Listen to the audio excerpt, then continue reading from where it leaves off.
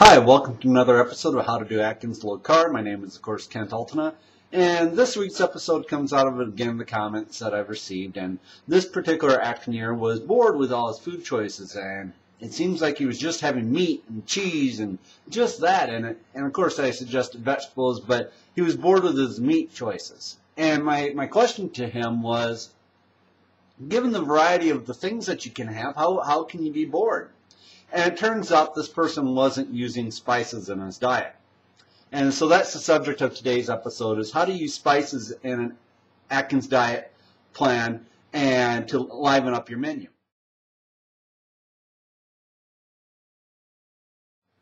And if you read the New Diet Atkins Revolution book, you realize that the only thing that Dr. Atkins cautions about in his book is to add spices without any sugar in it. So what does that mean? What are spices according to the Atkins diet? Well, of course, you can always come up with the easy, of course, salt's okay on the Atkins diet, and of course, pepper's okay. But then where do you go from there?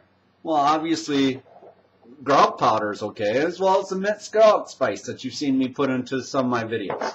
And then you go to the chili powder, and you can obviously liven up your food with chili powder. Okay, great. So that gives you some ideas on some savory spices you can add.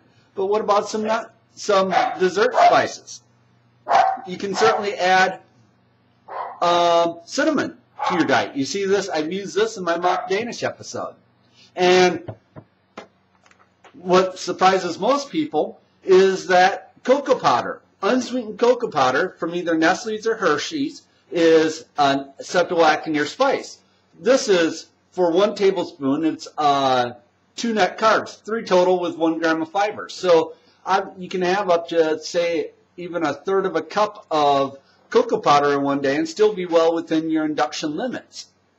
So that surprises a lot of people that cocoa powder is actually considered a spice. Okay, so now you know what sort of savory and sweetened spices that you can have. What are some of the things that I personally screwed up on when I was purchasing these things and not reading the labels? Weber hamburger spice. What's in the ingredients of this? The 3rd ingredient, sugar. The 5th ingredient, brown sugar. And then if you read further down, maltodextrin, which is another starch. And then if you read further down, it lists sugar again. So obviously that's an unacceptable one.